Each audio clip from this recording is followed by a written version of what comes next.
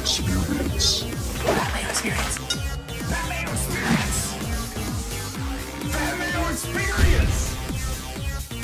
Experience.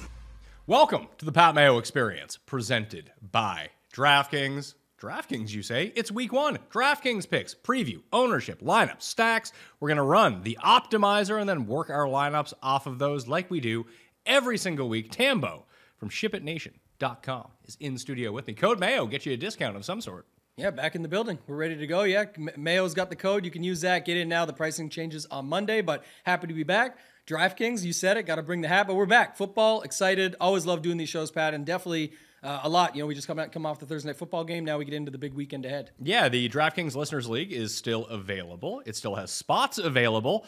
I think there's like 1,000 left for the $75,000 of rake-free guaranteed money. Link is in the description right now. Let's get that shit filled so we can keep running back big guaranteed prize pools of rake-free money. I don't know why people wouldn't play in it, but it's not full yet, which is really surprising to me. So, you know, get on that. Go figure that out. Share it around if you have to. But the link is down in the description of the pod and the video. And runthesims.com, no longer free. Now going to cost you the monies. So you have the regular season long. You can do the monthly, the weekly, whatever it is for the optimizer, the simulations, everything. If you want the Sim Runner Pro, which is the contest simulations, which is all the rage, that's an add-on. Most people don't need that. Yeah, we were messing around. We did the show last night here on the Mayo Media Network for Thursday Night Football. It went great. We showed it off, and people, I think, were very surprised with the tool. I used it all last season for Showdown, had some great results with it. I mean, last night, Justin wins the second half with it using SimRunner Pro, but he's got to show that off. Versus me. Like, it's because he played, I think he ended up playing like 25 lineups in the second half one, because the second half Showdown tools are awesome. Yeah. And no one takes those contests seriously. And there's some serious money in it. So it was basically Justin came first, second, third, and fifth, I think. So he won the 10K up top. He ended up winning like 20K or something like that. And I came like 12th, 13th, I was one player off from like winning it all. Basically running, I had adjusted my sims like I jacked up Laporta for the second half, tuned down Jahmyr Gibbs, turned up David Montgomery, just from watching the game, being like, oh yeah, they're not playing Jahmyr Gibbs. I have a few takeaways from Thursday Night Football, by the way. So runthesims.com, code Mayo. One takeaway, you shouldn't have done that. Don't mess with the settings. I bet you Justin didn't mess too much with those settings. That's why he won. Maybe. Trust the Sims. Trust the Sims. Yeah, but it was like, it's adjusted, and then I'm like, well, I'm watching the game. I want to have some impact on it. I like to go do that and turn the knobs a little bit. It almost worked. It's close. Almost worked. I played too much Khalif Raymond was my problem. Yeah, I thought he was going to have a bigger game. Yeah, he did not. He had a catch for 20 yards, and that was going to be it. So a few takeaways for me, because people were like tilted about Jahmyr Gibbs and how not often he played. He's very fast, by the way. Oh, yeah. Very fast. So I just assume he cannot block whatsoever. That has to be the only thing. Possibly one other thing that goes with this takeaway that was forgotten, I think. Even most shows weren't talking about it. I forgot about it completely. Remember DeAndre Swift? Oh, no, He's I obviously remember. no longer there. People might have to remember that Detroit does not care. They get the old Mike Tomlin on when it comes down to some of this running back stuff because, it just didn't happen for him. And Montgomery looks like Jamal Williams, the new Jamal Williams, is going to jam in these touchdowns for them. And I mean, he's going to be out there even in the like obvious passing situations as well. I mean, he might, at least for now, yeah. He might trip someone. I mean, I don't know what you would expect David Montgomery to do against a 360-pound man when you get bowled over. Yeah. It's either let Goff get blindsided or trip the dude. I'd probably trip him myself. Montgomery looks faster with like number 5. Every running back and every player in the NFL looks faster with a single digit. Full stop. It's like fat people who wear stripes down, vertical stripes, look thinner. Anyone who wears horizontal stripes just looks like a box. Yeah. It leads the eyes down. That's what you want. Makes you look slim. Horizontal, bad. And you have like the 2 numbers makes you look boxy. The 1 number in the middle makes you look sleek and fast. Yeah. Officials, referees with the black and white, it's vertical. It's got the black for the slimming effect. And if they have a single digit on their back, even slimmer. So this is the same thing. But he definitely looked good last night. We'll see what happens. The Gibbs thing, though, just made me think of Swift right away. I think we all thought about that, but then we were like, they took this dude in the first round. Like, they're going to play him. No, not the case. Either way, their defense sucks, and they know it. Or else you're not running fake punts on your own 19-yard line. And you're just not doing that if you think your defense is any good. It's true, but I mean, some injuries and stuff, as well as the fact that, just when you're going up against a team like that, you're going to take more chances. That one seemed a bit crazy. A team that can't catch? In the end, that's what we saw. Yeah, that was a bad scene for Tony. They need to go get like Doug Baldwin It's like, just go like historically past 20 years, go get these dudes with like 85% catch rates and just put them on the field. Just let them catch and fall. Would have been better than some of that stuff. Some of that stuff, all of that stuff. Pretty much, yeah. But I mean, just get somebody who can at least catch the ball. I don't care if they can do anything after the catch for now. And just from a DraftKings perspective, you had mentioned it, we were talking outside, that, you know, on showdown slates, you jam Mahomes and Kelsey, they can make you money.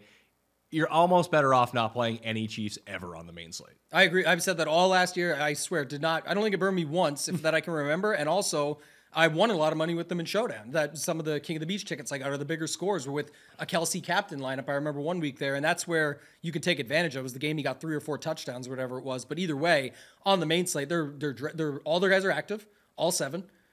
For wide receiver, they have 2 tight ends with Gray and Bell, and that's with Kelsey is usually out there too. So he didn't play last night, of course. And then running back, just roulette, first carry of the season is CEH with the other guys that they've got there. It's just insane what they do. Andy Reid for you. But either way, on Showdown, you got to play those guys. But on the main slate, I think it'll just be an avoid spot again, because on the main slate, which we'll get to after, you're talking about situations like Lamar, Mark Andrews, and then pick between Zay Flowers and OBJ. You're talking about Jalen Hurts, A.J. Brown, Devontae Smith, Dallas Goedert. That's it. Like, done. That's what you're setting up with, versus this spot you're trying to pick and play roulette. It doesn't really work out. And even in those situations, like, you can still, I mean, obviously you can still get those wrong. For sure. But I want to go in, though. We talked about this all last season, obviously first show back for this year, but the condensed offenses, Pat, and being able to have those where at least you know how you're setting up your stacks, and it's very likely, and then you have situational stuff where maybe you don't need to run it back, or maybe it's only Jalen Hurts and A.J. Brown, or Jalen Hurts and Goddard, and they get 2 touchdowns, and that's all you need. You don't need the third or something like that. You can set it up differently, but getting after these condensed offenses, and we're going to talk about a bunch of them today, is definitely the way to continue to go about it. yeah, of course, you just basically want that old school Oakland Raiders, Derek Carr, Michael Crabtree, and Amari Cooper. There's 3 guys. That's all you need. It's funny that's the one you'd pick, but yes. But that one was awesome. And it was no different than, I mean, I guess it was Peyton Manning at some points too, but it was like Peyton Manning, Demaryius Thomas, Emmanuel Sanders. Like, the ball only went to 2 guys. Like, they basically accounted for 70% of the catches. Like, all right, just it's a very logical stack to me. When you start getting into things where certain guys on certain days can have like a 35% target share, or hell, on the Chiefs, when no one is going to have a 20% target share outside of Kelsey, if you're trying to run these receivers through, like, their max is probably 15. It's not worth playing any of them ever. Yeah. Versus the opposite side last night was the obvious. What's the first touchdown of the season this year? Amon-Ra St. Brown. The guy just gets 30, 40% feels like every game. So you got to go with that when you know it. I think Kansas City is going to be really good this year. Yeah, it's 1 loss. I mean, it was 2 years ago. Were they 2-4 or something to start the season? Came back and made it to the conference championships last year. They had a better record, but people were still doubting. Oh, it might not be good enough. It might not be. They just get scrutinized so much, and it's because Patrick Mahomes and everything else that goes with them, just across the board, and what their history has been and their success so far. You could tell that Mahomes didn't trust any of his receivers the moment he started taking off running a bunch. Because usually, I mean, it's not that he doesn't run, but run first, or run immediately is never really his read. It just, he has a huge arm. He's Patrick Mahomes. He's going to hang around the line of scrimmage for as long as possible, wait for someone to get open, and then just thread the needle and get it to them. And just immediately, he had time. He was just looking around like, no one is open. I'm just going to run. Yeah, he was fine with that. And usually doesn't do that. Maybe everybody watched Quarterback on Netflix and was making fun of him running, so he wanted to show it off. No, I just don't think that. I think he just saw, these idiots aren't getting open. I just have to run. I'm not going to wait around for one of them because it's not happening. I may as well run now. Frustration factor for sure was there. But if you're missing your second best player and your third best player with Kelsey and Jones, and it took 12 drops in order for you to lose the game, you're probably going to be pretty good. You're going to be fine. What was your takeaway on this? Jones in the box. I loved it. That's with hilarious. 2 phones. Yeah. And it's he looked like he had fucking Tony Soprano's cronies next to him the entire time. Too. Yeah, that was awesome, man. But I just thought it was funny while you're waiting on your big contract. Bosa gets paid the day before, and you're just sitting up there. You're like, all right, I'm still gonna come watch the team though. I know you're paying me soon, so just let me know. Smash the like, sub to the channel in the comment section. We always try to ask a question to rig the algorithm. Who's the chalk running back you're fading this week? Do you have an answer to that, by the way? A lot of the time, I don't have a set guy. Let me go just pull something here right now anyway. But just to say it. All the top guys, man. I don't think I'm going to have very many lineups with these guys in it. I was just looking at it here. Well, I was going to say between Rashad White, Alexander Madison, Mostert, and Javonte Williams, and Jamal Williams, which one are you fading? Because those guys are all going to be the plays. And it might be Charbonnet if Walker doesn't go. Yeah. Did you say Javonte Williams is included in there? Yeah. I've got the less of him. All right. He rates out the best points per dollar player on the board at $5,700. I got the least of him. Okay. All those guys you just mentioned. DraftKings Listeners League, again, let's go fill that up. RunTheSims.com, code MAYO for all of the tools and get yourself that discount. And I'm giving away $500. Totally forgot about that. You shouldn't forget about it, though, because we need your help to get those ratings and reviews. Apple Podcasts, Spotify, subscribe, download, rate, and review 5 stars to the Pat Mayo Experience. You do it on both. You get 2 ballots in the draw. We're announcing the winner on this show next week, so please go help us out in that. Let's run the Sims and see what the optimal lineup is for week 1 on the main slate on DraftKings. Oh my God, Sam Howell is the quarterback. Okay, let me plug this in because we always start off with this. So Howell, Javonte Williams, and Ramondre Stevenson as the running backs.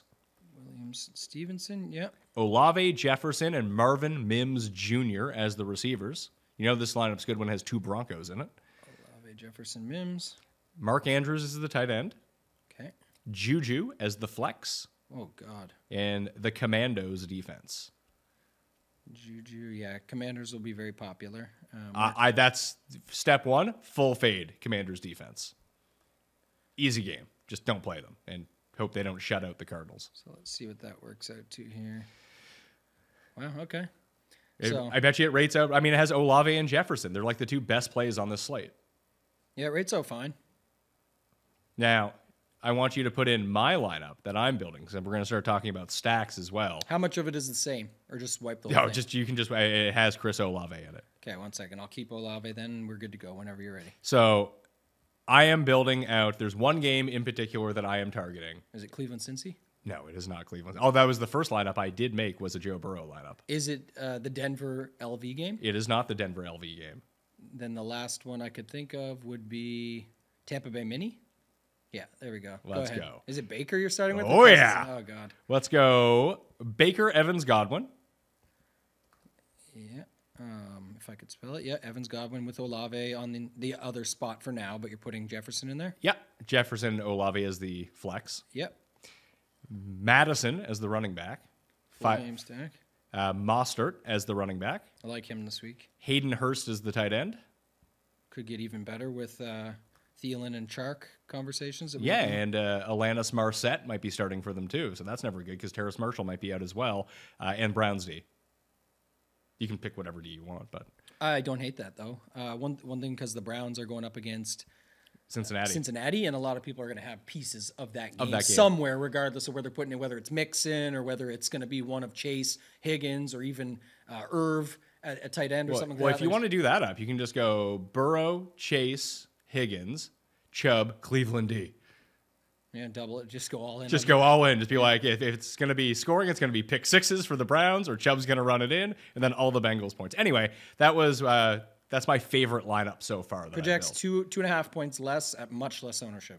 I would, with Baker as my quarterback, I would guess that it would be far less ownership. Yeah, he's $4,900. So if he's going to be in the spot here where if these guys drag him along, it's definitely possible. Like that's the whole point. Someone mentioned this earlier in the season. I thought it was a good point. It's just like, last year what happened with the Seattle Seahawks. Oh, Geno at the helm. It doesn't matter. Metcalf and Lockett are going to be trash. There's just no way they're going to do anything.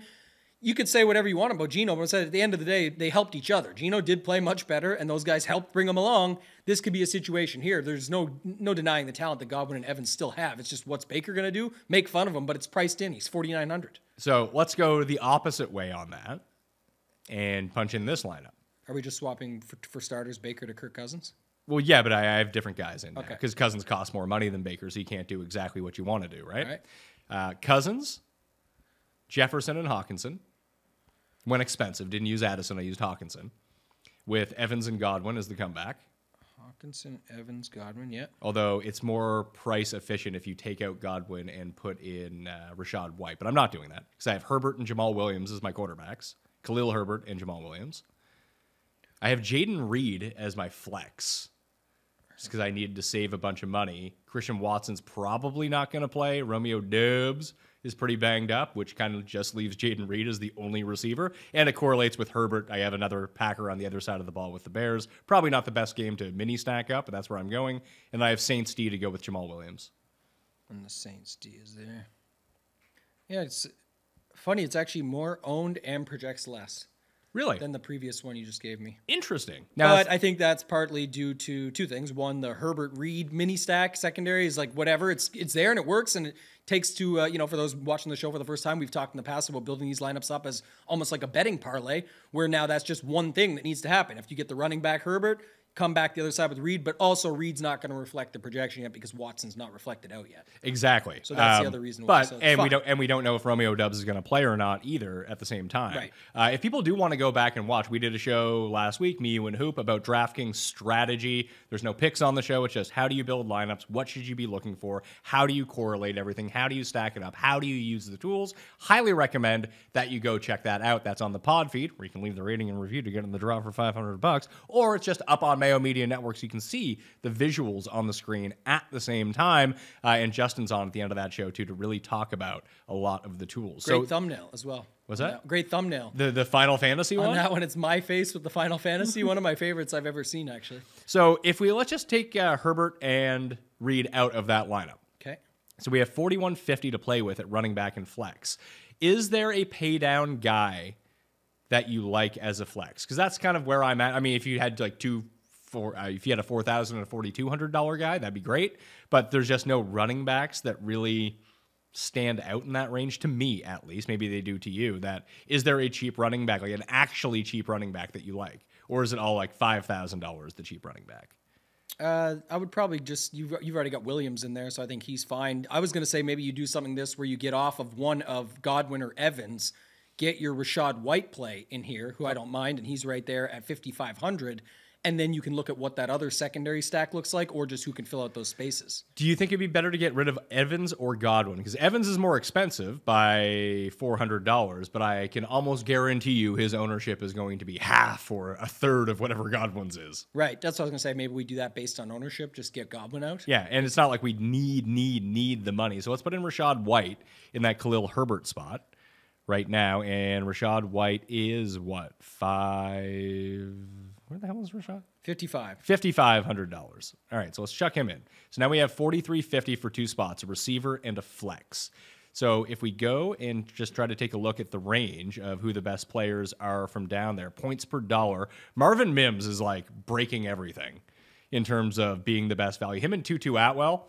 I'm not going to play Tutu Atwell. I'd rather play my guy Puka Nuka. Puka Nuka, man. I was wondering if you're going to catch on to him. Yeah. Oh, I love Puka. Like him more than Tutu Atwell. He's popping up. Mims leaves 5,700. And if we have 5,700, who's in the $5,700 flex range?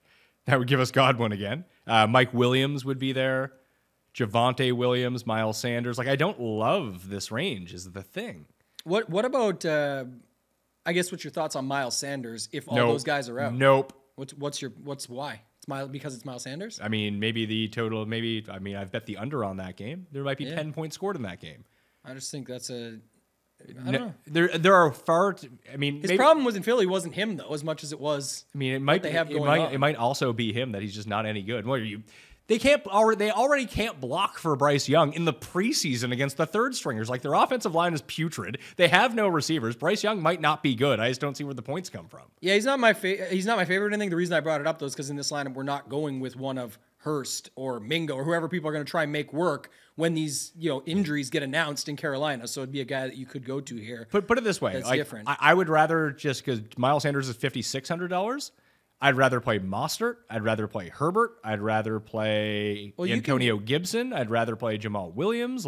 You can just do the same double Denver thing though. We've seen this work all the time last year. You got Javonte and Mims are both cheap enough.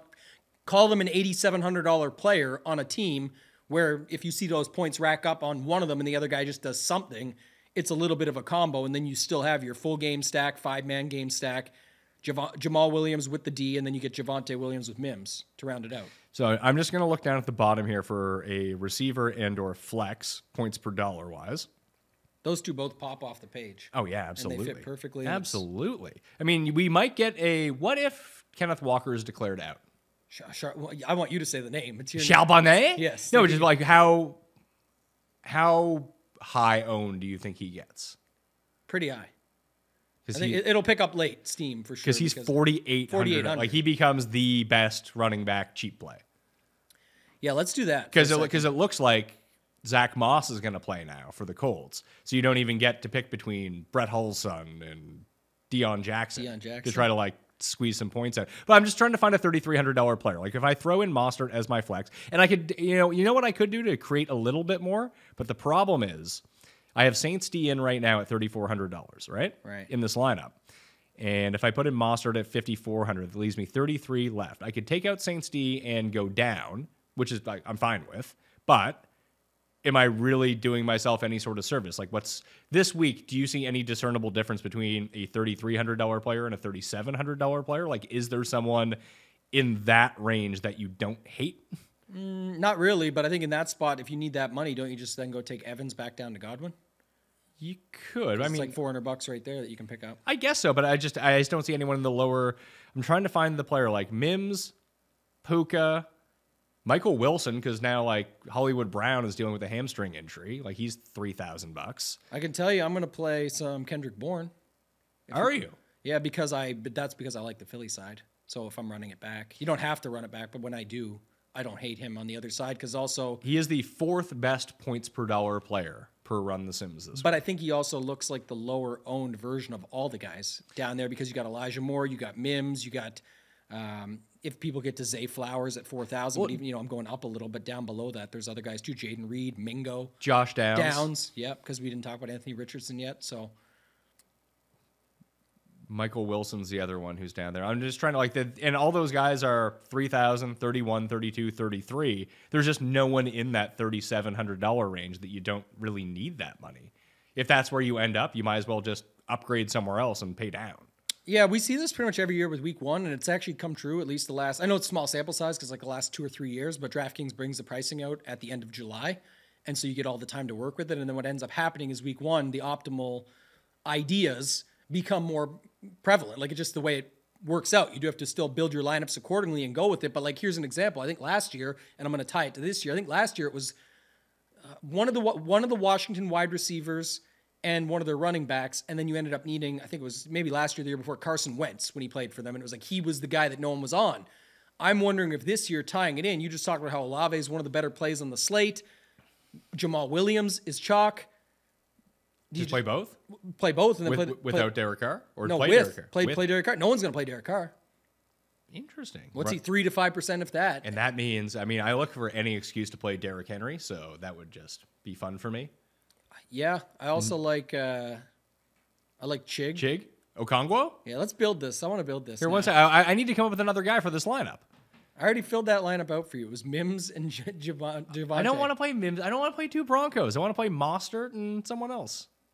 Colonel Mostert. So then you have to pick a $3,700 guy. Like, I guess it would have to be Mims. I mean, I can leave money on the table. I have $3,300 left. Like Mims is Mims your favorite of the low end guys? Because I don't really care who it is at this point. Mims, Tutu are the guys that are going to pop the most. But like I said, I'm probably only going to use them in sort of stacks or secondaries. Not really wanting to use them as like a chalk one-off specifically, but if it happens, so just Kendrick we'll see. Bourne, then? Hopefully the rest of my lineup's different. I only like Kendrick Bourne because I'm saying I'm playing so many the Philly Eagles. stacks, and for whatever reason, optimizers and early things are liking Juju. You talked about, I think Juju was in that optimal. Yeah, that's weird. Over there, the guy just again, this is all just stuff. I don't care about this either. He'll make some of those lineups too because he's on the other side of Philly. But like they just said the other day that his knee's gonna blow up at any time. Like that's in my newsletter. Nice, Sub to my newsletter, by the way. Yeah, I have some fun comment. I've decided to write my injury reports like a bit more wishy-washy this year, just making fun of people. It's better. Love it. Put that spin on it. So I guess I would just leave the money or upgrade something else you want to upgrade if you want to. But for me. Mims. Isn't Madison in that? No, Madison was in the previous lineups. Yeah. Yeah. I don't know. I would just leave Mims and keep it.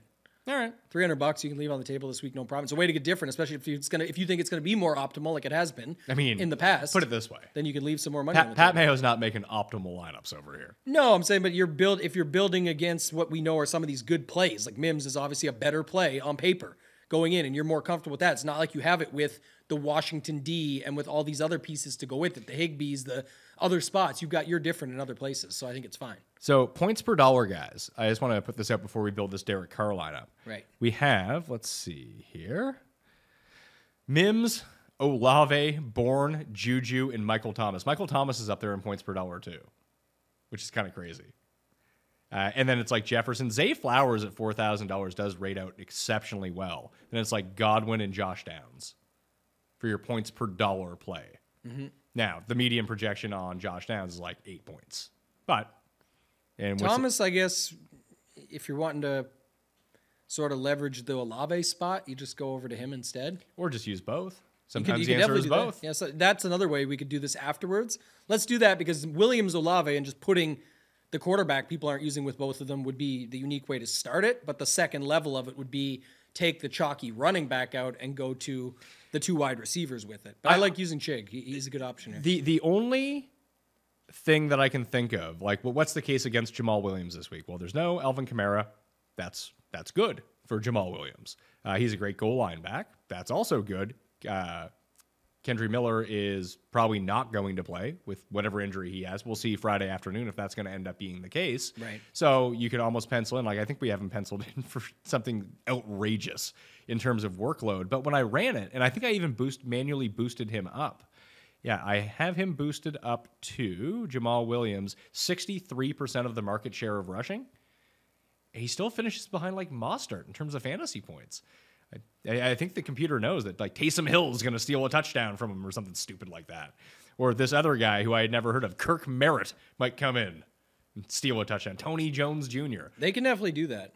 So I think that objectively Williams is a really good play and he's very usable, but I have no problem not using him at the same time. Like I don't see any big difference between him and White and Herbert and all of the other guys. If he's the one that everyone is gravitating towards, I can just go the other way and take the same guy for less ownership. And Thomas pops too, like he says, you could just build it with Carr, Olave, Thomas, run it back with Chig. You could still get a little. I'm just trying to see what else you can do here. I like Mostert as well. Okay. Because I think the thing is, like, one thing I know that is for sure is that all these running backs that are cheap just become really good values that people just gravitate towards versus the higher end running backs. You can make that case too, but without going on too many points here, I guess what I would say is that I think Tyreek is very easy to fit when you see it. Like people can get Tyreek and Jefferson into lineups and be like, there's 2 really good wide receivers. I still love my running backs. I can correlate with a quarterback that's cheap. There's lots of ways to go about it, but I think that that's where you could get different with Mostert. We'll see how much steam he picks up by Sunday. Points per dollar running backs, Javonte, James Conner, Ramondre, Eckler, and Mostert are your top 5. And then it's Rashad White, Joe Mixon, Deion Jackson for the moment if Zach Moss sits, and he's $4,100. Like that is if Zach Moss sits and you're looking to punt running back, that's the play. That's what's going to happen if that happens. But like you said, it's not really set in stone yet for that to be the case. So we'll have to wait and see. And then like Kenneth Walker is currently up there, but again, he might not play, which would boost Charbonnet to probably the very top. So punch this in. Carr, Chig, Thomas, and Olave. Got it. With Mostert and Mike Williams. Okay, I had Godwin and Jefferson, so I'm going to go back. Let's do that. I like that. The Mike Williams play is good. I like him. So that leaves us a running back, a flex, and a defense. So let's who's our pay down defense this week that we're going to chuck in? I don't mind. I guess what are we looking at here? Because we're not going to use. I don't mind using Vegas at 23, and then the one thing I do like, and I saw this has worked plenty of times in previous seasons, like Tampa Bay. Based on if you're not playing Jefferson, like we just canceled out Jefferson unless we plan on using him in the flex here, you could just use Tampa Bay. And it doesn't kill Jefferson. They're not even that correlated. The point is, it's just an idea where it's like, okay, if other people are using Minnesota guys in their lineup, let's use the defense against them. And I've seen that work too, and they're also cheap. So the one that I was gravitating towards earlier on in the week, and then I've kind of talked my game script self out of it, was the Panthers. So I think the Panthers have a decent pass rush. They have a decent secondary. The issue would be is that Atlanta just runs the ball the entire time. All day. And then you have no opportunities for turnovers or sacks or anything, especially if they're playing behind. They are underdogs in the game. So I could see, it was almost the case that I was talking myself into the Packers the same way against the Bears. Like the Bears are just going to run the entire time. So that's not going to be... The Packers, at least, are interesting because the pivot off of Washington chalk. Sure. So if that's one thing just to say there. But yeah, also... So I keep coming back to the Browns at 26. But I do like Vegas. Just, hey, maybe Russell Wilson stinks and he has no receivers. Let's play Vegas D, although they suck. Well, we can see what we can go up to. We can start with that. But that leaves $79.50. Yeah. Can you get... Godwin and Jefferson. Well, we don't have room for Godwin. Oh, We yeah, have room that's for one right. more receiver. But is there anybody at 7K? Well, can we use Rashad White in Jefferson? You can get Ramondre Stevenson and Justin Jefferson or in that lineup. you can get Ramondre, or you can get Rashad White and Justin Jefferson to make it work, and then you can play Whatever D you want. shit. I was gonna say you could almost play. You can play Ravens D, but you're $100 short. 39's probably fine though. Isn't It's that Vikings. We're not gonna play the Vikings in this spot. 49. I like the 49ers. Is Bosa gonna play? Probably not, right? Even though we just signed the new deal, he's not gonna be ready. Yeah, I didn't see anything on it. So. I was gonna say Eagles at 37 against the shitty Patriots. Yep, definitely fine So I actually kind of like this lineup with the Eagles. with the Eagles D. Yeah. Let me just see what happens if we take White and Jefferson out. Well, you could take White and Jefferson out, and you could do it differently too. Like you could take you could take Mike Williams out and go Mostert Eckler. Just trying to see if I think there's just these guys are still too expensive. Like you don't have enough. That's the problem. Like if you're looking for another secondary, you might not find it because I mean, White Jefferson's a pretty good secondary. oh, it's definitely fine. Yeah, I was looking at like could I get like Mixon, Amari Cooper, but then I still have a bunch of money left over. So Yeah, you have too much money. let me see this one then. What if you go? I think I got it. One sec. Amari Cooper leaves me too much, but then I bump Mike Williams up to Keenan Allen. I think I'd just rather play Mike Williams than Keenan Allen. I would, but then I get Baltimore defense. That's not bad. I like that lineup. Okay. Well, what if we do it the other way? Yeah, I'll take those guys back out. What else? How much is Chase? It's not enough. Can we bump someone down? Were you trying to do Chubb? I was going to do Chubb and Chase. The chubby chaser. That's the lineup you want. The Chubb Chase lineup would be so good, and then you get the cheap D. You may just not have. You don't need a secondary stack Mike Williams though. That's what I'm saying. Yeah, you don't need to. We can go to. You go back to Vegas. You have 5,300 left now. Okay, let's go. Let's do this. Let's put Chubb and Chase in, Khalil Herbert. and we can go to a flex for. I mean, we're back into that zone again of that low $5,000 running back, right? Ooh. So we can do something like, hell. We're not going to play Jamal Williams in this, although he would logically fit this really, really well. But we could do Khalil Herbert, and that leaves us with Vegas D. Yeah, you're right. Yeah, Jamal Williams if you want to overstack, like you said. But the Khalil Herbert one I think is fine that you just mentioned. Or we could put in, let's see here, who are the other running backs? I mean, you could do Deion Jackson in a better defense. If it comes down to that on the day, you could do Antonio Gibson if you wanted to and go up a few dollars in terms of defensive pricing. I think we should shake the build up now though and take Chig out, take out Chubb and Chase for a second, but let's get to Derrick Henry because no one's going up at running back anyway, and if they are, I don't think he's the one. So you want to take out Chubb and Chase then? Yeah. Okay, we'll take out. Because I still like leaving Mostert in there. We still have Mostert in there. I do. I'm just saying that's where I want to keep it. So now I've got Derek Carr, Michael Thomas, Olave. We're off the Jamal Williams chalk. You've got Mostert in there instead of him, kind of. And again, I'm sure he's going to pick up steam as the week goes on, but that's fine. Derrick Henry, you can either leave Chig and see what it does for us or go away from it. But let's see. Well, let's take a. I mean, is the moment we take out Chubb and Chase, for example. Mm-hmm. Let's see here. Chubb. Who's the original guy you had in there? Mike Williams. I just want to see what that looks like. So we go to Henry at running back to overstack that game. We still have $8,700. You can just be like, oh, yeah, I'll just play. This is our best projected yet. I just did. Did you? If you go actually leave Jamar Chase in there. And just play Chase and then take out Raiders D. Well, no, I left Raiders D and I got Mike Williams. So you got the Mostert, Mike Williams. Flex. And then this is what I'm saying, though. Like, Raiders D is good, but sometimes I'll look at this build, and who knows if they end up being the popular cheap one. Sometimes I look at this build and just say, oh, Buccaneers. I'll throw in the Bucks because I used Chase instead of Jefferson. So it's like, again, it's not a direct correlation as much as saying You're playing off of it. I'm playing off of that. That's all it is. Just a little thing that you can do, especially in why it works. So here's an example. I guess a better way to explain it for people. We did the show last week. You talked about that, but like the setup is like in a higher dollar, smaller field. We know this lineup's unique already. It's a Derek Carr lineup. But the field is heavy on Jamal Williams and probably even more heavy on it in a higher dollar, smaller field. The field that's using the Jamal Williams plays, a lot of those Jamal Williams plays will help to fit in a Justin Jefferson. There's more leverage than that to this, but I'm saying like that's quick double leverage where you're saying, okay, I'm going against Jamal Williams by going with that passing game, and I'm going with the Tampa Bay D when 30% of this field probably, or 20 to 30%, has Justin Jefferson. It doesn't mean Justin Jefferson is the guy that the defense beats. It's saying that those lineups won't have Tampa Bay D because people won't play the D against him. So that's why that can make a lot of sense and why something like this can work. Okay, so ownership-wise, what do you think that we're looking at? Very low. We've got Jamar Chase getting... No, I mean just overall ownership. Like, what do you think the most popular stack is going to be? Herbert or Lawrence? Probably gets to...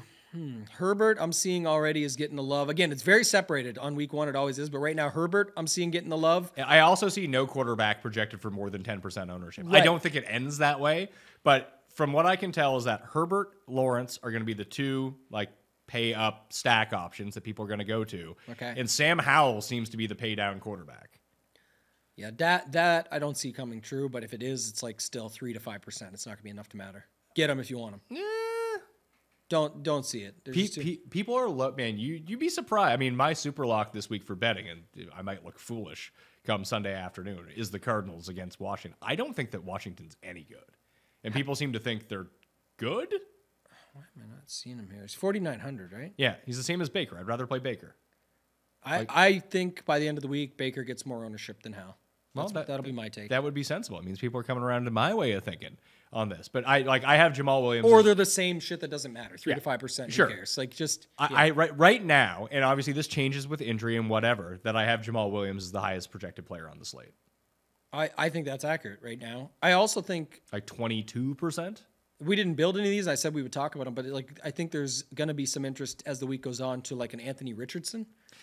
But again, that's probably more unique. I'm just saying it's just a guy that at 5,600 seems like he has real floor upside combination. And then you can do something silly with him, just basic, like him, Granson, or him and pick one of those receivers. You mentioned Downs. Downs, done. And then you can fill in all the chalk. Or you could just play him. Yeah, you can do that too. You don't have to stack it. I'm just saying we've seen this plenty of times in the past where people have a hard time picking a guy, so they don't. But it is just as simple as like fill the cheap tight end slot where there's not. Besides, we have a couple standout plays there on paper. Yeah. But fading the chalk tight ends in the past has been profitable anyway. So I think that's kind of an option where you can just look at it like a Granson and fill it out cheap, and then you're already so unique that you can do whatever you want. I would say Downs would be my pair if I was going to use a Richardson lineup, only because I know he's going to be on the field. I don't know that Granson's just going to be out there. Oh, I think you will. I think that he will, but I don't know that. I know unless he's hurt, Downs is going to be out there. I just want to build that lineup, though. Can we? And let's build it. Tony Richardson. We're calling him Tony now, by the way. I like that. Phony Tony, if he doesn't come through for us. Anthony Richardson. I like that your nicknames are just things that Trump would say. Phony Tony. I just letting you down in week 1. Don't believe the hype. Yeah, could be. So, but what if we do it the whole way though? Okay, let me ask you this. Who's your Jacksonville guy? Ridley. Okay, Ridley? Yeah. I still kind of like Kirk too. I'd rather play Zay than Kirk. Oh, I wouldn't. But I like all of them. And I like who else do I like there? We're talking about playing. I think this game is going to be stupid. I don't know how it's going to be stupid, but there's going to be stupid things that happen in this stupid game. Indy blows them out, and this is the stack that wins the slate. You need Richardson, Downs, and Granson. And the run back is... Well, you know what? If that's the case, if you need Richardson, Granson, and Downs, fortunately, not a single person in the world is going to have that. So we're about to build it. Okay, well, I'm not building it with Granson. I'll build it with Downs. I don't think we need the Granson money.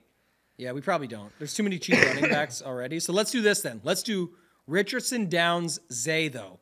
I know you love Ridley, but just start with this one for me because people are going to... Anyone who can afford these two, it's just like my situation I just mentioned. Anyone who has Jefferson is not going to have Tampa Bay. Anyone who has these two cheapies is going to be like, Ridley, that works. Let's go. Got to get a better snap in there and make up for that one. But let's go. You got to be like, yeah, get the crazy ones going. That's what I'm saying. You can tell I used to have a lot of skull in my life. Yeah, little tapper. Richardson, Downs, Zay Jones. Okay. Now what do you want to do? Chubb and Mixon? Chubb and Chase? I like this Chubby Chaser lineup. Chubby Chase. Chevy's brother. What else? Chubb and Chase. Mostert and Mike Williams still. Let's go back to that one. You want to go to Mostert and Mike Williams? Well, just to see which flex this lands us on. Well, I did notice that when I was looking through the ownerships that the two highest projected wide receivers this week are likely to be Tyreek, in terms of ownership, Tyreek, then Olave, then Jefferson. Those would be the three. Although Christian Kirk is seemingly getting a lot of pub here, too. We have none of those guys right now, right? No. I mean, I like Olave just objectively. I think he's going to be great this week. So instead of Mostert, Mike Williams, I think this might actually work perfectly. Let's go. Or we just put in Olave because we have so much money. No, but you just said a good combo. Now I forget who it was. It was Olave and somebody else. We could still leave Mostert in and just use Olave, like you said. Yeah. I think that works out to be much easier. 24. It leaves us to our Raiders defense, man. Raiders defense? Oh, I don't have the tight end in. Who's the tight end? Mark Andrews. Oh, shit. You can pay up for Mark Andrews there? Yeah, this actually projects well, too. So you got Richardson, Downs, Zay Jones. You got the chubby chaser in there with Nick Chubb and Jamar Chase. You got Raheem Mostert because we're not playing Tyreek Hill. You got Mark Andrews, who was the best tight end in that optimal earlier, too. And then you got Olave, who you said is the best play on the slate, instead of $5,100 Jamal Williams. And then you land on that Vegas D that we talked about, just going up against Denver. And there's going to be Mims users out there as well. Same thing I'm talking about earlier. Heavy Mims use doesn't mean defense has nothing to do with Mims having a bad game. It's just those lineups with Mims won't have the Vegas D. So that's where you get your leverage that way. So, yeah, projects decent at least. Points per dollar tight ends. Let's do it. Troutman is number 1 at $2,500. Really? Yeah. Then it's Hayden Hurst at $3,000. Freiermuth at 41. Then Mark Andrews. Mark Andrews does have this quad injury though. He's been limited in practice. I'm pretty sure he's going to play, but keep that in the back of your mind, just in case there's some like weird inactive come Sunday. Isaiah likely. Isaiah unlikely. Yeah, probably. That's correct. Then it's like Irv, Pitts, Chig, Goddard, Juwanna Johnson. I like this lineup. I actually like this lineup too. The problem is it has Downs and Richardson. They could just be terrible. What? They're 8,700. I understand that, and we put the All-Pro team around them. Let's do the Ridley version quickly. I can tell you how this works out. Yeah, let me know. It is you take out Mike Williams. Keep the chubby chaser. Keep the chubby chaser. Take out Mike Williams. People that watch us for the first time must think we're crazy. The chubby chaser. Like this is our lineup combination. Hey, listen, that's the mini stack that you want this week. You want the chubby chaser. Someone's gonna come through on Twitter or X, whatever you want to call it now, and put the Christmas Vacation or something with the two heads on there instead of Chevy Chase. Let's go with this though. What else do you got? So you take out Zay Jones, you put in Ridley, which means you have to take out. See, we need 1,900. You take out Olave. You take out Olave. Do you still get Mike Williams in this? No, you don't get Mike Williams in. I was wrong. That or actually take Andrews down. Yeah, I was gonna say you keep Olave in and go to like Goddard. Actually, it does not work with Goddard. It works with Freiermuth if you want to. How much is he? 41. No, I got the Goddard one. This is perfect. This lineup's amazing. You have but it doesn't have Olave, right? Right. Who cares? So it has Goddard. Yeah. And who? Oh, so it's just what you had. Richardson, Downs, Ridley, the chubby chaser, the Mostert, Mike Williams. Oh, it's Mike Williams. Okay. Yeah, with the Las Vegas D and Dallas Goddard. It's pretty good. It's not bad. But I guess... Hopefully Phony Tony doesn't blow this up on us. It's possible he does, though. Was there other quarterbacks that you liked? How much is he? 56? He's 56. 56? We should be building at least something with these top dogs, though. Like, yeah, we'll get to the chalk builds in a second. I'm not playing any of them. Are you going to play any... I'm starting to think these guys at the top are just going to get overlooked. I mean, again, sorry, I shouldn't say it like that. All these quarterbacks we said are going to be right now at least 10% or less, give or take. But full stacks, do you really see Lamar, Zay, Andrews being a popular stack? I do. I don't. Well, I mean, if people are playing Lamar, are they? I'm talking not overall. I'm talking overall. If people are stacking Lamar, your answer is correct. That will be the stack. I'm saying, is that a popular stack versus the field? I don't think so. No, I think it's just so expensive. I think there's tons of value.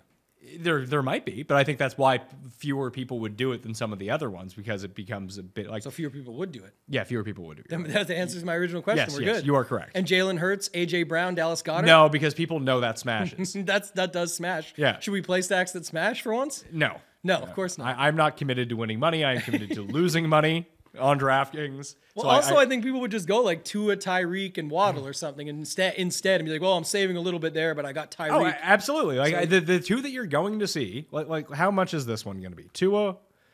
I don't even think it's a triple. I think it's Tua, I think it's Hill, and it's either Mike Williams or Eckler.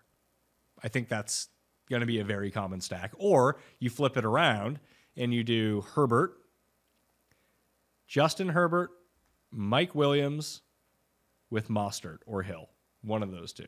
The Mostert's the cheap version, Hill's the expensive version. I think those are the two most common stacks you're going to see outside of Cousins, Jefferson, and a Tampa guy, or even no Tampa guy.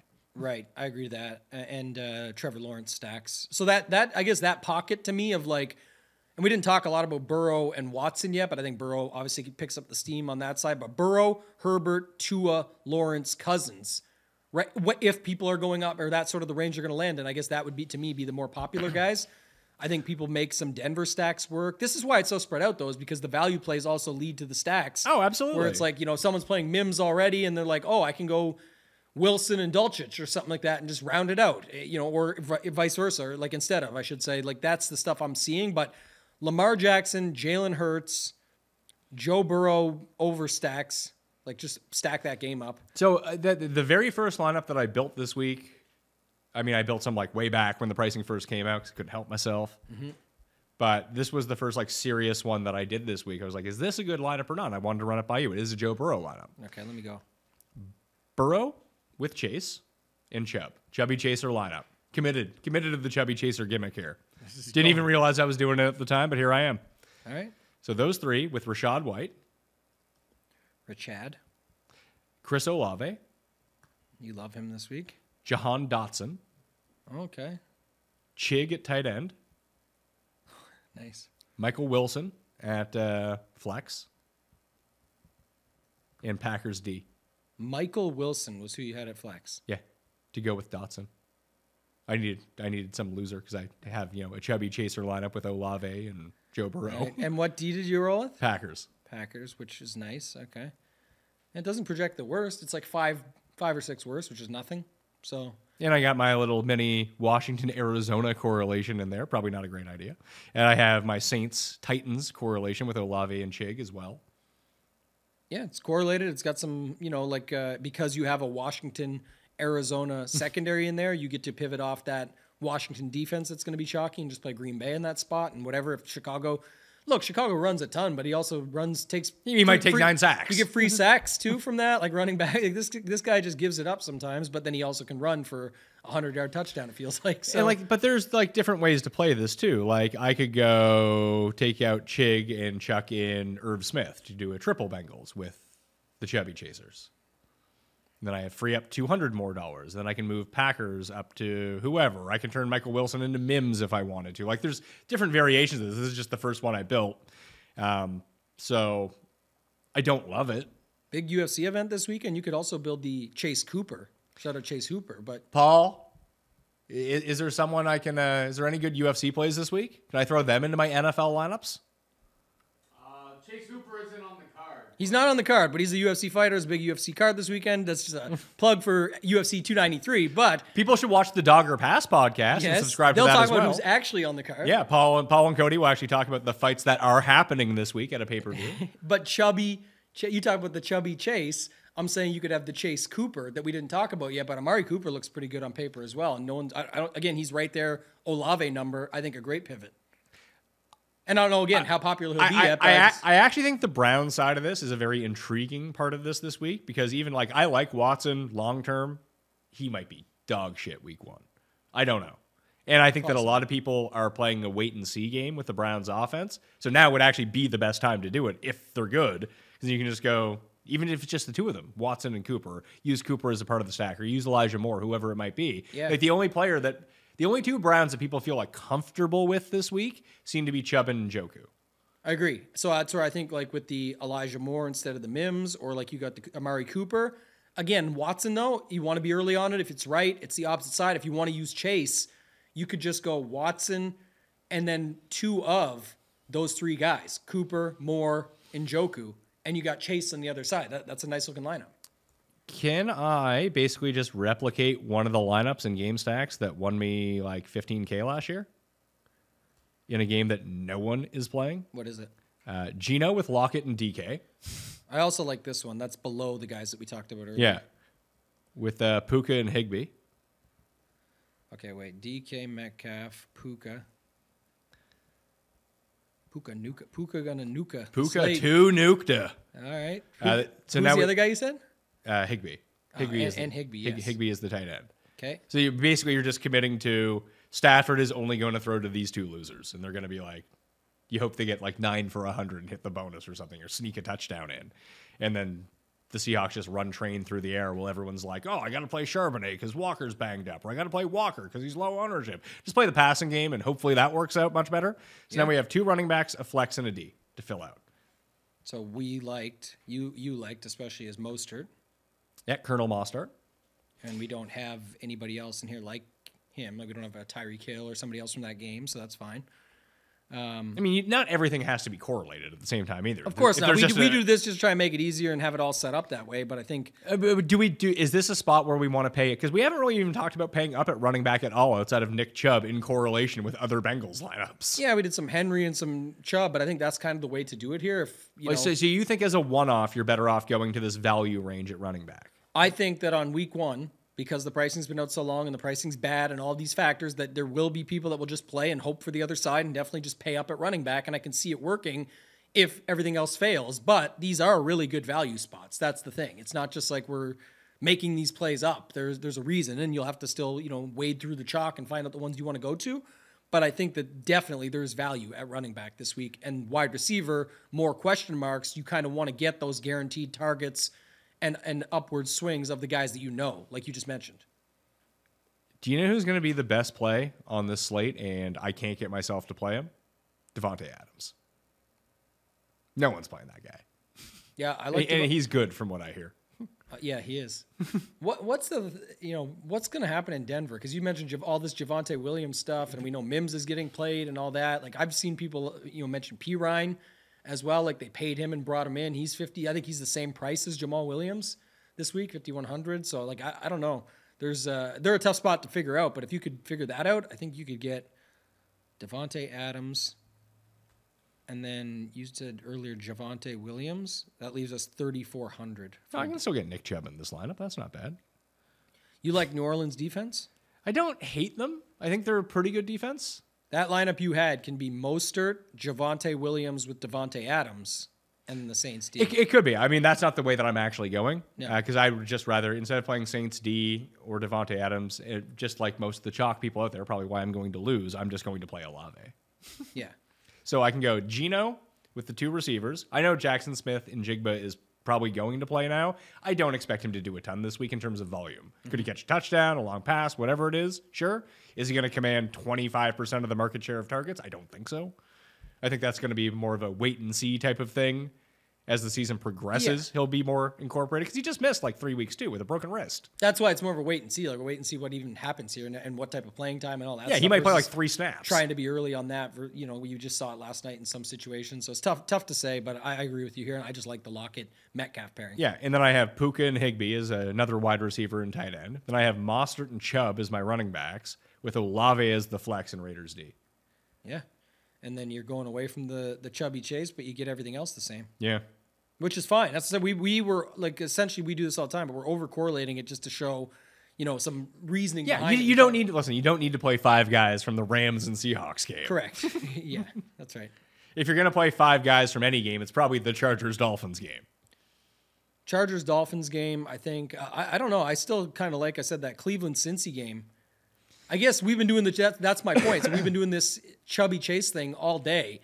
If those guys both go for 2 touchdowns. To make that an awesome stack at those prices. 5 touchdowns each. Let me use the stack tool on Run the Sims. Code Mayo, by the way, to do this. This is one thing that I actually really like. This is how I built most of my Baker lineups and most of my Cousins lineups. Yeah. Just basically you go into the stack tool, click on the game, and then pick out the players that you want to have in. So I think that if you're going to overstack a game, it probably should be that Miami Chargers game. I don't think that's some sort of revelation. I think that people know that, but let's do it to see what it looks like. And what do you think we're going to use Herbert as our quarterback because that gives us the option of using Mostert as a value play in that lineup. So we're going to use Herbert, Williams, Mostert. Yeah, and we're going to put in 2 wide receivers and tight end so on the Charger side of the ball. And then we'll say that you have to use, you have to use 2 flex plays, a running back, tight end, receiver, 2 of those guys from the Miami side and find the stacks. and we'll say Herbert, Allen, Williams, Hill, Waddle is one of them. But let's use this one. Actually, I'll put 50% on this one and 50% on this one. So it has the core 4 of Herbert, Keenan, Mike Williams, and Tyreek. One of them has Mostert. One of them has Waddle. And I'm just going to run the sims on those and see what happens. No Gerald Everett love? I'm trying to make it easy for people. I know, I got you. Just to see what the rest of these lineups look like. So Herbert, Mostert, Javonte, Keenan, Tyreek, Juju, Hayden Hurst, Mike Williams, Commanders D. Honestly, that actually sounds like a really good lineup. Yep. Tyreek. I bet you the projections love it. Juju. The only thing I missed was the tight end. I got Hayden Washington Hurst. D. Okay, Hayden Hurst. And does it leave money? Yeah, it leaves $200 on the table. Yeah, best projected we made all day. By 3. Probably pretty owned, I would bet. It's mediocre because like Tyreek getting love, Washington D definitely getting love, Mike Williams and Herbert getting some love. Herbert at quarterback love, not overall, like 10% probably. Javonte getting love. So yeah, you've got some ownership in there. It's funny. I would make a part of my process. It's not great, but it's what I do. I would take this lineup if I was going to play it and say, you know what? I know Javonte is going to be lower owned than Jamal Williams. I would rather take the savings and play Jamal Williams over Javonte Williams because I think he's in a better spot for upside. Save that money and take away the Commanders D, play a cheaper D, and use that remaining money to either upgrade Juju or Hayden Hurst. I'm trying to see. Probably Juju because I don't like Juju. I did it a different way, close to what you said, and this is what I came up with, Pat. Who's the 3KD that we liked? Anybody? 3KD? Someone just above these Washington guys just to pivot to instead. I mean, I would just go to the Packers in that spot. How much are the Saints? Excuse me. The Saints are a little bit more, 34. Then but just to give you an idea, like you can do this. Same lineup, basically. You get those 2 receivers with them, but you can go to Bourne instead of Juju, which still projected out earlier, and we said it, but if I'm going Bourne, I'm going Dallas Goedert instead of Hurst. And then I go Jamal Williams and Green Bay. But I also could just go to another $5,400 or $5,300 running back if I don't want to play Williams. I'd like, you can get Herbert in there, move off Green Bay D. There's a lot. Well, let me do this. Let me get Jamal Williams out. Green Bay out and go back down to our cheap D and just see what that gives us. Go to Vegas? Vegas gets you $5,900. The optimizer likes Arizona and Vegas as the cheap Ds. Okay. Just for what it's worth. And it will throw in Texans when it has to. What is it like for the more expensive Ds? It doesn't. I mean, it just likes Washington. That's the one that continuously gets spit out. And the Browns around that same price point. And we don't need... Okay, who's the other guy you liked? I'm just thinking of another cheap wide receiver that you mentioned. Michael Wilson? No, let's go with the... I like Jaden Reed. I actually do like Jaden Reed if all these injuries continue. I'm thinking more of like a mid-range, like a 5K guy. 5K guy? Dotson at 5K. That's my guy. And then I can't use Arizona. I mean, you can.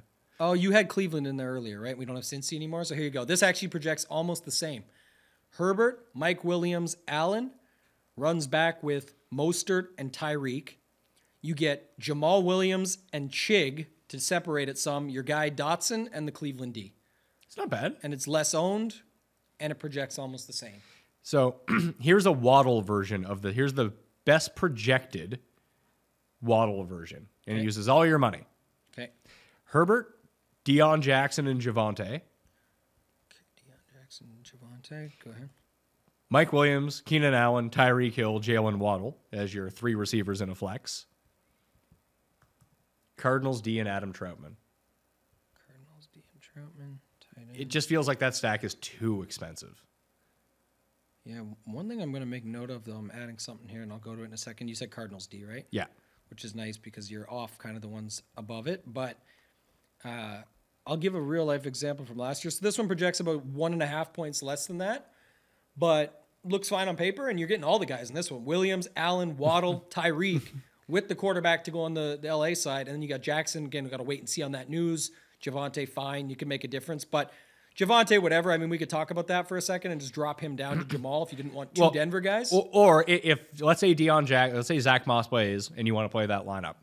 Therefore, you cannot use Deion Jackson anymore. The move would be drop Javonte into Jamal, drop Arizona to save a few more bucks to like Vegas, and then you can upgrade Deion Jackson to potentially Charbonnet.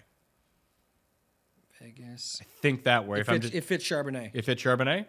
Yeah, you have $100 left over. So yeah, and there's no one at 49, I think. I think 48 is the better version of that because you need a running back to be able to slot in there. I think that he would be the best one at that price. Yeah, the lineup I just said is better than the optimal that it just spit out, but we don't know about Deion. If Deion Jackson is playing, I mean, we know that he's playing, but if Zach Moss sits, this version is better. Yeah. And what I was going to say about this one, and it ties better to this one than the previous because Javonte was in there now. We're just down to Troutman. But here's the thing. We don't have like the standout tight end. We've made a bunch of cases. We talked about some game stacks that can fit them all. But I'll give you a real life example from last season. The week, there was multiple weeks of this actually it's Greg Dortch week for Arizona. Every week is Greg Dortch week. Right. But there was especially those couple where we were still really cheap and everyone was in on them there. Like it ended up being Trey McBride week. And it was funny reviewing and looking and analyzing back at some of the optimals and just seeing what people were doing that had better lineups. It was like, you know what? Why is it Greg Dortch week? Or why is it this week? Why is it Mims week? Why can't I just say I'll use up the onesie position tight end with another guy that's just as cheap? Now I get a more expensive receiver, a more expensive running back that others don't have. And instead of using Mims, I just use Troutman and hope he does anything. And guess what? What if the slate only has a high score of 12 or 14 for like a Mark Andrews? That doesn't really matter if you get a 7 or an 8 or something out of a Troutman. If you get anything out of him and then Mims busts, you have a better, different lineup, but you use the same concept and the same theories. You just flipped it to a different position that happens to be one you have to pick at least one tight end on every slate. So it's just a better way to work it strategy-wise. Are you surprised no one's playing Kyle Pitts? Not really. Didn't work out for a very, very long time, so I guess that would be the case to make there, but Atlanta's just tough this week because, you said they run so much with Ritter, 18 to 21 passes. If they're, on the money, then it's London and Pitts, but at the same time, you could just go, so many other options there at tight end instead of Pitts. So I just, like I said, I don't know. I would probably just take the chances and pay $2,000 less for Troutman like we just had in there and just see what happens. Optimal players for the week. To look at them, I'm going to go to the Sim Runner. Check these out. If you had to guess, top 5 optimal players on the main slate when you run 10,000 simulations of the slate, what do you think it's going to be? The both Williams, Jamal Williams, Javonte Williams, maybe even 3 with Mike Williams. I don't know if he's going to pop in there. I doubt Mike Williams. I doubt he's going to. I bet he's close though. And then who did we say at wide receiver? Mims. None of these guys are up there. So what is it? So what do you have? Javonte is number 6. Okay. The top 5 players in terms of optimal rate, and the optimal rate is number 1, Justin Jefferson, 19%. Austin Eckler is number 2 at 16%. Ramondre is number 3 at 15%. DK is tied for number 4 with Chris Olave at 14.9%. DK Metcalf? Yeah. Yeah. I would have some serious takeaways on this stuff, but that's like these are going to be most likely overowned then. I don't know because I mean, you can't fit any of these guys together is the problem. Yeah, because they're all so expensive. I think they're just where you don't see one optimal rate of like 30-something%, that these are all independently different lineups. And I think that people are far more likely to one-off Jefferson or Olave than they are Eckler, Stevenson, or DK. Jefferson and Olave are the two that stood out the most. Like they're gonna pick up Olave is gonna be super popular. He should be, right? But it's week 1, and then that works. And then it's Javonte Williams, and then it's Mark Andrews actually after that. Then Jamar. Tyreek, James Conner is someone we didn't talk about at $6,400. The projections like him. He's in a bunch of optimal lineups. Cortland Sutton is the other one. Like we keep getting spit out Troutman and Mims and Javonte Williams. But Sutton is actually the second best projected Bronco. Assumes no Jerry Jeudy's $5,200. His projected ownership is like 5%. Yeah. Javonte seems like, again, where we literally have P. Ryan right there that we know, and they paid him and brought him over. And then we have and all he's coming these off other an ACL. options. Like there are like 0. I know they're not on this slate, but like 1% of people would use Breece Hall on this slate with Dalvin Cook having come in, but 14% are going to use Javonte Williams in a shittier offense. Right. So in the same situation. When you see that, that's where I'm saying maybe that's the other way. We talked about the Derek Carr side of things earlier with Olave and with Jamal Williams there. But with the other side of it would be okay. Maybe it's not Mims, and you could just go to Sutton, and then you could go to whether it's P. Ryan or just use Sutton. Dulcich. I'd rather use Troutman than Dulcich. That's another guy. Dulcich is the fucking Dortch of tight ends. Yeah, he also could be just because of the spot, right? Like if everyone's on Troutman, then Well, everyone's just on Troutman because I mean, at least just based on what we saw preseason wise, like Dulcich just wasn't on the field. yeah, Troutman's also just a price play. Yeah, he's On the 2,500, slate, and 2,500. he plays, and he's familiar with Sean Payton. Like that's helpful. Definitely is. Yeah, I agree. But it's where we just see it. Like, okay, people are on Troutman and Mims, and it's Sutton and Dulcich. Whoops. Sure. We just saw it last night. People are on Noah Gray, and they're on who's the other guy? People are like Gibbs or something. Or excuse me, who was the other guy? Rice. Well, Right? Rice paid off, I think. He did. I'm saying, but people weren't on him. Everyone's on, He's on Sky Sky Moore. Moore and- Rice. yeah. Everyone's on Noah Gray. It's Blake Bell. It's just the same shit happens every slate. I think that's more of a micro version for a showdown slate. I don't think it's apples to apples on a big slate because the reason that people are playing Mims and Troutman is because they're cheap. Sutton's, I mean, if you play Sutton and Dulcich, you're now spending an extra $3,000. If only all the cheap plays I played came through. I mean, that would be huge. True, but you're right. But you can play better guys than Yeah, fucking it's a Cortland microism Sutton. of a showdown slate. You have to have those situations. It's also beneficial to have those. Here, you don't have to do that. I'm just saying it's still a game of football. If you singled that game out of the slate and said, could that happen? It can. So can it still happen on the main? Yes. And that's where it becomes like, is Mims really as good of a play as he is, or is he just a price play that makes it fit? That's where I would lead to Troutman, who's going to be much lower owned and fits out the onesie position. So I'd like him more as the cheaper option in that game. Wow. What is it? Who do you think the second most optimal quarterback is on this slate?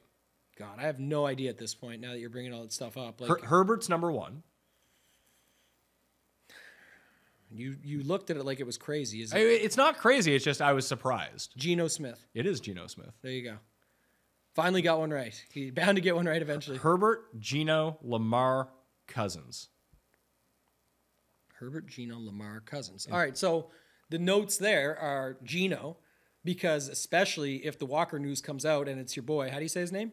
Oh, Zach Charbonnet. We need a lot of those. Oh, I mean, you could play the All-Francais lineup this week. You could do the tree. You could do the tree running back with the flex lineup. You could do Béjean, Robinson, Travis Etienne, and Zach Charbonnet. And you have the All-French who goes, yes, you get paid in yo-ho, worth the more monies, huh?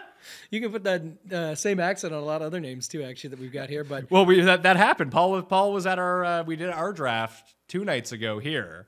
Our long-term keeper league. Yeah. And someone didn't draft Devin Achane. They drafted Devon Achane. see, that's what I was gonna say. You can easily put it on the spin on a lot of different lineups. But So this still has Christian Watson in. yeah, So Jaden Reed might be a great play here at $3,000. He just might get. I mean, he might not be good, but he might have 10 targets against. might this get lost in the shuffle. And what's interesting too is actually that secondary sack. You had it earlier, I think, and now just thinking about it out loud when you say that stuff, I kind of get these Herbert ideas. Reed?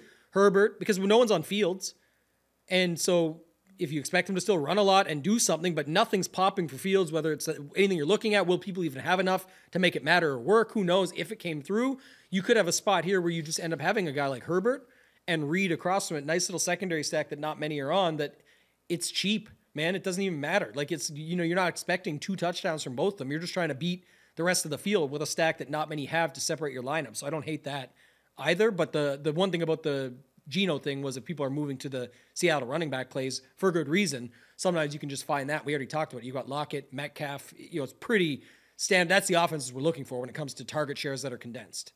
All right, I think that's it. Playing the Listeners League. Got your spots yet?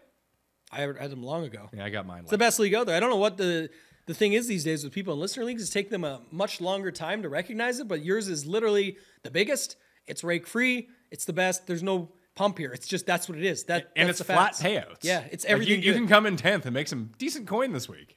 I think it's because you follow the rules and you post your link and you won't just publicize it. You got to do, which is good. I love that. That's what you've always done. I'm just saying I think that's part of it. People are just lazy or they can't figure it out or whatever. That's possible. They can't figure it out. What are they? It seems like fucking morons. yeah. The best clip ever still of you is type that shit in Google and just fucking Google it. And just pull that one out. I got to bust that clip back out. But yeah, I think in general, that's part of it. But honestly, listener leagues just all around. It seems like they're a dying thing for people figuring them out, but they're the best contests out there and where you should start your week. Maybe I should put it on TikTok. Then people would. Then the kids would find it. All the new people playing DFS. They say it doesn't convert, Pat. I mean, they say. I mean, Paul and I ran the numbers. Twitter doesn't convert either. Yeah. What about X? X, we're not sure yet. We're insufficient data. Small sample size with X. Are you? I forget already if you went to this. Do you have the premium X? Yeah. Did you get any payouts yet? Oh, no, I didn't set it up. Oh, you got to set it up. I could set it up. Yeah, Did you get a payout? Big time. Like actually big time? No. It's like 30 cents or something? Small. No, more than that, but not big time. I just was curious if you got one that was like, I just thought maybe because of more and more impressions, all that stuff. So interesting that they have that now, but that was funny that, everyone that said they're, it's going to cost you all this money. Who would pay for that? Now they're paying us. So we'll take it. I mean, it's also $8 a month. It's nothing. That's I was already in from the start. Yeah. Oh, yeah. As soon I got shadow banned and I had to buy Twitter Blue in order to get. I think it went back up a little bit, but still, either way, I don't care about that stuff anymore. I need it for work. It's actively helping me, and I can use. And listen, you need to have TweetDeck now. Yep. And I love TweetDeck, so. And most people do. Yeah. Listeners League, runthesims.com code Mayo, $500 giveaway for the audio podcast, Spotify and Apple Podcasts. Sub, download, rate, and review. 5 stars. Winner given away next week. And code Mayo at shipitnation.com will get you some sort of discount. And you guys have content this weekend. Yeah, lots going on. You talked about it earlier, but UFC 293, where our guys will definitely know what's going on as well. So, we'll have that. All the NFL stuff coming up is the big stuff right now. But yeah, give Pat the code. Use Mayo. Put it in there. A lot of people joining. It's been good. The Discord's amazing. Check it out, shipitnation.com. And then on Twitter, one note, while we're here, because the newsletter and all that, I mistakenly said week 1 for the tidbits, forgetting that I'll post what the tidbits are later. It's the guy smashing chalk off his face. That's what the tidbits are that's out right now. So there is absolutely no tidbits for week 1. They will start week 2 and not miss. But right now, there's nothing out there. We get all the information. It's been 3 months. We know. Yeah, like everyone knows what's going on. There's no special secret sauce in this. But now this show is just as good or better than all the tidbits that you would get from me posting out. So I think, and it's free. So take that for what it's worth. But starting next week on my Twitter at @ToeTagAndTambo. I don't know if I'm going to do a Sunday live chat. Sometimes I do. This early in the season to get free views, basically, because people care in week 1, people care far less in week 15. That's right. But that would probably be at 9 a.m. Eastern on Sunday if I can figure out how to do it. Do you have a Mac Mini? I do. My Mac Mini's fucked. They're the best. I really liked it until How old is it? Year and a half. That's it? Yeah, and I put it I got the M2 chip. I got it all souped up. I think there's a partition in it that's corrupted, and I don't really know what that means, so that's tough for me. Yeah. But it's like losing a frame or two on my camera, so it's a bit choppy. If my shit's busted up, man, I'm done. I got to go right to the Apple Genius Bar, whatever it's called. Whatever you need to do, I can't fix nothing. So that's a problem, but that seems odd for a year and a half in. I've been a Mac guy forever. And I know. It's the first time we're still using, I bought that when Hunter Mahan won the Barclays Championship. We're still running shit off it. I think that was in 2013. I gave mine away, but it was 8 years old. And I was like, someone can just have this. I just need a new one anyway, and who cares? But they work forever. I had a point to make. Totally forgot. The show on Sunday at 9 a.m. if you can figure it out. If I can figure it out. But I am doing a show on Saturday. Probably, I have a family thing this weekend. My cousin is going to move to Montreal to play for the Canadiens. So, actually, he's moving to Laval to play for the AHL team. But we need him to get up. Two-way deal, or you're hoping for that? He was a second-round pick. This is his rookie year. So very nice. He's probably going to play there for a bit, then go up to the Canadiens. So we're having a... Last time, my grandma's 89, so it's the last time we're probably all going to get together and all be in the same place. We're doing that on Saturday, so I hope to film the injury report show and the updated rankings on Saturday morning.